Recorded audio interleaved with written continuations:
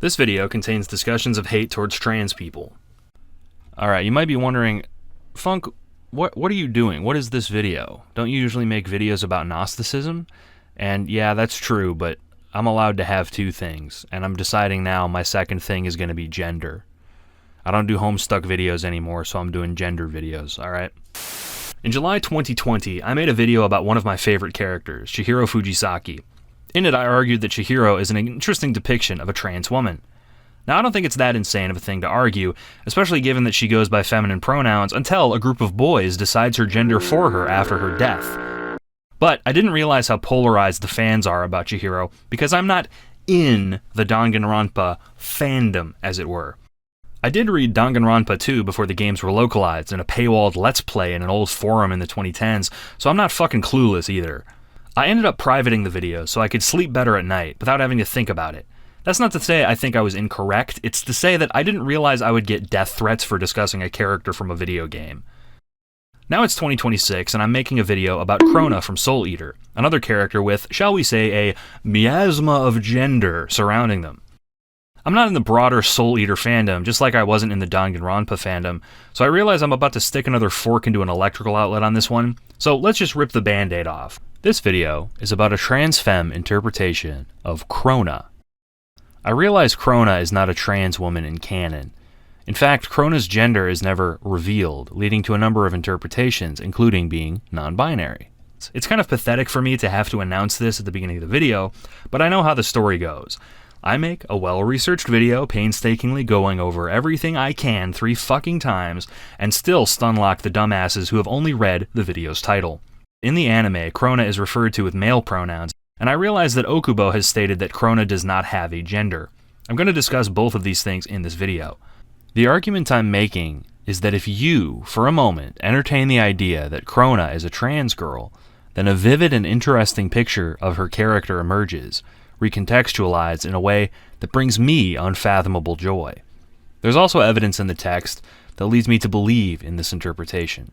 Evidence that I can show to you. So if Crona is your non-binary blorbo, or if you've only seen the anime where Crona is ostensibly a boy, then I'm not trying to do femboy erasure or whatever fake woke buzzword people are using these days. This is my video exploring the themes that I saw in the show that I watched. I realize that comment section crusaders are going to come for my ass regardless if I disclaim all of this up front or not. I'm just including this to make them look stupid when they inevitably make angry comments anyway. If you see any pissed off comments below the video, I encourage you to laugh at them. Is it a dude or a chick? Is he a guy or is he a woman? He sounds like a guy, but he has long hair like a Bichon. No offense or nothing, but like, are you my mom or my dad? Is he gay? Am I gay? Is he a woman? Medusa Gorgon was a witch, the sister of Arachne Gorgon, both of whom cut a swath of destruction across the earth in search of power and madness. Medusa did not shift her single-minded hunger for vile knowledge even in the moment of her death at the hands of her own child, Crona Gorgon. It is unknown who Crona's father is, lucky bastard, but Medusa bore Crona into the world not as a loving mother, but as a scientist preparing their newest experiment.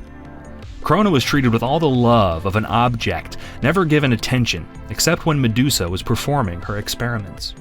Early in Crona's life, Medusa discovered a person who would later become known as Ragnarok.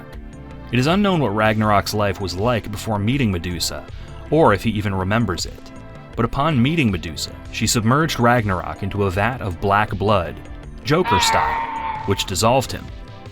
After this, Ragnarok was injected into the bloodstream of Crona, making the duo partners for life. The duo, now forced to share a body, did not get along. Ragnarok was capable of manifesting a humanoid shape out of Crona's back, and used this form to harass her, physically beating her and stealing her food. Most interactions between these two resulted in Ragnarok bullying Crona, with the latter protesting impotently.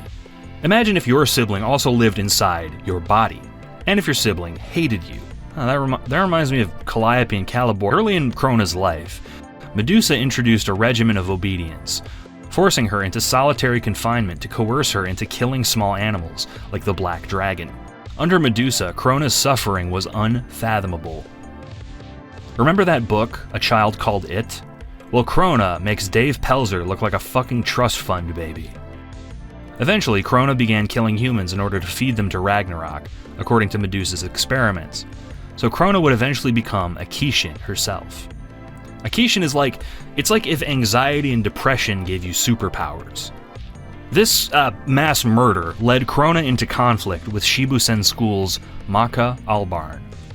After a confrontation where Maka was defeated and her partner's soul badly injured, Maka swore to get revenge on Crona. During a confrontation under Shibusen School, Medusa planned to unleash the Kishin Asura on the world. During this confrontation, Crona is attacked by Maka for a rematch. What happened next is never explained in detail, so just roll with me here. Maka meets Crona in her subconscious and demands that Crona be her new best buddy. And it works. Yay! This also, technically speaking, is Soul Eater's beach episode. Anyway, now incapacitated by losing the will to fight her new friend, Crona gives herself up to Shibusen. Crona's story has two endings. In the anime, Crona and Maka team up with teachers Stein and Marie to righteously defeat Medusa in her own lair. Oh, so glad that Crona gets a happy ending.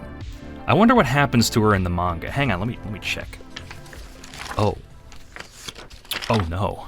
Oh no! In the manga, Crona betrays Shibusen School under threats from Medusa, planting a bug in one of the teachers.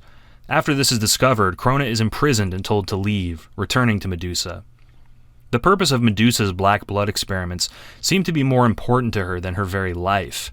In a rather harrowing scene, Medusa allows herself to be slain by Crona in order to sever all of Crona's ties to the world. Believing that Medusa herself is the last link Crona has to reality, she accepts Crona's vengeful murder. The story culminates with Crona using a device called Brew to bind herself to the Kishin Asura in order to bring madness to the entire world. Her real last remaining link to reality, Maka, comes to save her, and using the power of friendship, they seal Asura on the moon. And it works. Yay! Okay, that summary probably pissed some people off by leaving out details, but this isn't one of those bullshit summary channels. If you're truly interested, read the manga or watch the anime. Normally I would cryptically suggest you pirate it, but I think at this point if you Google read manga online for free, you'll come up with something. Don't get a virus! Crona Gorgon is an unsteady, fearful, and shy person who is driven into herself by her circumstances. During her time at Shibusen, she opens up to others slowly, but this effort is undone by Medusa forcing her to act at odds with what she truly desires. Her entire existence is devoted to managing herself for the sake of others. The only person to unconditionally care for Crona is Maka, who clearly sees the reasons for Crona's actions. Even when Maka overhears Crona secretly meeting with Medusa, she does not discard her love for her friend. In the end, Crona's circumstances prevent her from growing, and as such, she becomes a destructive, fearful, and cruel person. Even so, in both the manga and anime, she is only able to come back from this with true love from others. Half the women in my cabinet, more than half the people in my cabinet, more than half the women in my administration are women. Oh, it looks like someone already figured out if Crona is a boy or a girl on WordPress. Let's see here. Oh, geez. Oh, God. It's worth reiterating that Crona being a woman isn't canon. Within the text of the anime and manga, Crona is referred to with various pronouns, and Okubo has stated in a 2015 Q&A on Twitter that Crona's gender is unknown. Quote, from Cosmic Mordecai, at Atsushi Okubo, I was wondering, how old is Death the Kid, and have you decided on Crona's gender yet? Atsushi Okubo, Kid is 13 to 15. Crona's gender is unknown. In the translations of the anime, both sub and dub, Crona is referred to as a boy, and other characters use he, him pronouns to refer to Crona. However, some jokes regarding Crona's gender ambiguity remain, particularly those about Ragnarok trying to lift Crona's dress. The use of he, him in the anime has largely been treated by fans as a translation mistake, but many English-speaking fans would have no trouble believing Crona is a boy. Pronouns in the Japanese language are often very complex. In English, there are a number of specific gendered pronouns that immediately identify gender, but in Japanese there are more various pronouns with respect to formality, distance, and relationship. Pronouns in English, such as me, have a variety of pronouns in Japanese, such as watashi for general use, uchi for formal use, or ore and boku if the speaker are specifically male. There's a Wikipedia article on this topic if you want more information. I'm not a Wikipedia article, so I'm going to move on. The reason the English translation of the anime made Crona a boy is because of the pronoun Crona uses to refer to herself, boku, which is usually masculine.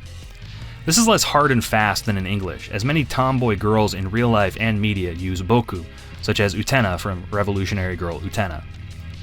When Okubo says unknown, what does he mean? His tweet is a response to an English fan in English, so we can eliminate some of this language-based ambiguity, and take the phrase, Crona's gender is unknown, at face value.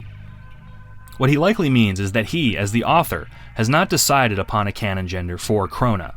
This is reflected in the text, as Crona's status as male or female has never been confirmed nor even hinted at outside of characters speculating. A character's gender being unknown, however, does not imply that the gender does not exist. Okubo's tweet could imply either that Crona does not have a gender, which is unknown, or that Crona has no gender. If you really want to split hairs, you could call this gender fluid or agender, respectively. More broadly, we could say that Crona is gender non-conforming in that they do not perform their assigned gender one way or the other, preferring a sort of aggressive androgyny. There's a refrain in the fan community that I've seen when the question comes up. The response is, Crona is Crona. This is an easy way of dispelling endless debates like this, and is a way to communicate that whatever they are in terms of gender, they are a character and person first and foremost. This has been a very tedious aside, but it's important to establish because people are so easily confused and militant when it comes to this. I'm trying to signal to people with functioning brains that I comprehend that Soul Eater's canon and Okubo's previous statements on all of this. What I'm trying to do is not canon, it is something that your English teacher might have mentioned to you once.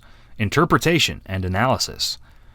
Most of all, if you like Crona's gender being ambiguous and would prefer not to put them in a box, all power to you. You're empowered in your own reading by canon.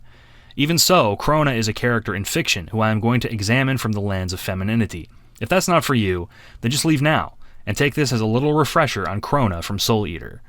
But this is my channel, and so I'm here to tell you that I'm right and everyone else is wrong. For decades, the female form has been objectified through unrealistic beauty standards to advertise products that just don't work that well. So, if Crona in canon closely resembles a non-binary character, why does she seem to me like a transgender woman? There are no universal experiences when it comes to being transgender, but one experience that is incredibly common is the feeling of suppressing one's own gender. It's obvious why a trans woman would desire to suppress maleness since they're women, but why would a trans woman suppress femaleness? Well, as I mentioned at the beginning of the video, a trans woman being a trans woman is in and of itself dangerous and often earns doubt and death threats made from the general public, including, and in particular, the internet. Why is trans girl Finster allowed to say femboy? Would you like the real answer? Yeah. Marketing. Oh. Because being trans is not as marketable. Yeah, if you say you're a trans, then you'll get death threats. If you say you're a femboy, then people go, "Aw, cute." That's true. Pro tip. Yeah. Pro tip if you want to exist on the internet. Take that to the bank. Yeah. Trans women face pressure to suppress their femininity for the simple reason that in general, people get very, very fucked up about it. This kind of behavior is mirrored by Crona's experience. Anytime she expresses anything at all, she faces opposition by her mother, and ridicule from Ragnarok, and off-color jokes by even her new friends at times. To them, her gender is something that needs to be uncovered by revealing her genitals, not something that is up to her to decide. Crona's mother, Medusa Gorgon, is not your typical abusive parent. Far from being negligent and carelessly cruel, Medusa treats Crona like an experiment, a thing. Crona is Medusa's life's work. A human being is being treated as a potentiality, an outcome. Early in Crona's life, Medusa subjects her to cruel experiments to increase Crona's power, to make her invulnerable, strong, and more masculine. This is in sharp contrast to Crona's actual disposition, which is uncertain, meek, and shy. Trans women, being assigned male at birth, often struggle with this same cycle. Parents will instill in their children a guideline of being masculine. Boys are encouraged to play sports and gain well-paying jobs to embody a masculine stereotype. Most parents don't treat their kids as science experiments, but Crona, like many children, especially assigned males at birth, has a massive load of expectations dumped on her shoulders. In Crona's case, this is quite literal. Ragnarok is a blood demon dwelling inside Crona's body that manifests as a phallic object when Crona fights with others. Crona does not seem enthusiastic about these fights, and Ragnarok is actively antagonistic towards her. If Ragnarok represents Crona's masculine side, then what can we assume she feels about masculinity? So far, this is a very surface-level analysis. Crona is forced into a stereotypical role and struggles with feelings of disgust towards a masculine aspect of herself. A manifestation of dysphoria, like Crona's doubts, have come into the real world. She is a woman who does not even yet realize what she is miserable about. She is a rudderless, confused person, fitting poorly into the only role she has ever been offered. During their second altercation, Maka descends into Crona's mind, encountering a place we'll call the Sealess Beach. An adolescent version of Crona wanders the beach aimlessly, circling herself in the sand. Age regression is common among sufferers of parental abuse, and it's not uncommon for trans women to idealize a previous prepubescent form of their own body. On Crona's Sealess Beach, Crona's shadow emerges, and actually this is something I talk about in Archetypes and the Collective Unconscious, The shadow begins asking her questions, which Crona refuses to answer. Everyone has a shadow, a repressed version of ourselves that occupies the inconvenient desires and drives that we attempt to repress, but Crona's shadow is all-encompassing. This ties into Soul Eater's broader theme of madness, showing the madness that comes from isolation, the all-consuming fear that Crona is forced to experience, interacting with any external stimuli, always repeating her refrain, "I don't know how to deal with this." Maka meets Crona in a sealess beach and sits with her, entering Crona's sand circle and obliterating the boundary between them. After this, the tide comes in Crona's mind, and she experiences someone truly caring for her for the first time. It is important that Maka is the one to do this, and not another character such as Soul or Blackstar, both of whom had a claim to this altercation as well. Maka represents a positive female figure in her life, someone with whom to share her first friendship with. Let's step back slightly. If Crona is trans, then why not come out and say so? Other than the hatred directed towards trans people discussed previously, Crona may lack the language to relate to being trans. Her mother might have also discouraged any gender presentation one way or the other as a tactic to stifle Crona's happiness. Trans people also face more discrimination in Japan, where Crona's story was written. If we accept Crona as trans, the theme in Crona's story of repressing herself intensifies. In the manga, Crona eventually kills Medusa after Medusa finally gives Crona the adoration she was looking for, deciding to merge herself with the Kishin Asura out of sheer despair. Maka is able to pull Crona out of her depression, but Medusa's influence is too great, and Crona repeats all these patterns of behavior all the more intently. She is unable to name the thing making her miserable. The ultimate lesson of Crona's character arc is that Crona is worth loving, no matter how horrible things turn out for her. Until the end, Maka refuses to discard Crona or treat her like she is evil. This is in spite of Crona working against Maka's organization, as well as Crona's previous acts of outright murder. Maka sees correctly that in spite of her outward appearance, Crona is a victim, and Maka blames Medusa for the horrors she subjected Crona to. This kind of radical acceptance is particularly important for trans women. Online, there is an epidemic of hatred towards trans women masked as concern about their behavior. Trans women are constantly turned into acceptable targets for harassment and hatred due to their actions being monitored and stalked more frequently than other people. In the internet age, when every adult has a wealth of public internet posts to scrub through, it's easier than ever to paint a negative picture of someone and try to ruin their reputation. This is seen especially on Kiwi Farms, a site founded to harass Chris Chan, but the document and stalk behavior has spread to Tumblr and Twitter. If Crona is trans, she is a shockingly relevant case study on the effects of repressing gender, and a beautiful reflection of the present culture of hatred. When I look at Crona, I see a young woman who is unsure of herself for reasons she isn't sure about, longing for positive female role models, and struggling against systems of power like Shibusen due to the cruelty of her own mother. She is used by those around her and can only make peace when her friend takes a radical leap to love her without conditions. Everyone talks about the girlies these days. Not enough people talking about what I like to call the girlos. This is a pretty radical theory that I've only discussed with my hairdresser. A girlo is someone who, if born a couple years later, would be a practicing lesbian. Online, Crona is broadly understood by the fan base as non-binary. This, of course, is the most accurate interpretation of Okubo's tweet, but there's something about it that doesn't seem correct to me. It doesn't seem right. Medusa suppressed Crona's gender expression as a tactic of control and abuse. Would Crona really be okay with living that way forever? Since we never see her grown up, the answer remains a mystery, and while there's nothing wrong with a character being claimed by a group for one reason or another, it just feels incomplete to me. Another issue is how truly and astonishingly awful trans representation is in media right now. How many by-name transgender characters are there in media? Of those, how many are trans women? Of those, how many are canon? Off the dome, I can think of a variety of gender-themed characters like Nimona from Nimona, Double Trouble from the She-Ra show, and from anime and manga, there's the famous Inside Mari and Revolutionary Girl Utena. Of these, only Inside Mari has a trans femme theme, and none of these four are by-name trans women. It's easy to forget in a media landscape where we have Rosemary, Garnet, Yuri on Ice, and that gay hockey thing, that trans women are still insanely underrepresented, and how much of trans women's representation is assigned in instances where characters in question aren't trans. Are drag queens and gender-ambiguous gags good enough?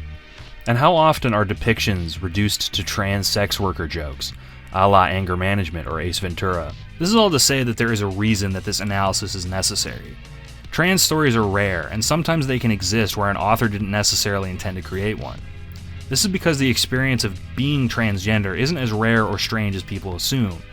Okubo can accidentally create a trans story because struggling with one's gender is a universal experience. The seed of an idea exists in his head, and we can read it in a beautiful variety of ways that opens up to more discussion. Crona, I hate to tell you this, Crona isn't a real person. I know, I'm sorry. No one can ask once and for all what she is. As a fictional character, unlike a real-world person, her existence is very much up to interpretation, and a wide variety of interpretations means she is more fascinating and varied. What characters could you think of could be transgender? The idea of the trans headcanon is a very big driver of the transgender fan community these days, and I find it very beautiful. I love Crona as a character, no matter what gender they are. I love Soul Eater. It's very worth rewatching or rereading. And, you know, Fire Force just ended, so the fucking Soul Eater Renaissance will happen. Maybe we'll get the FMA Brotherhood treatment on this shit. Anyway, this is Funk McLovin. Thank you for listening.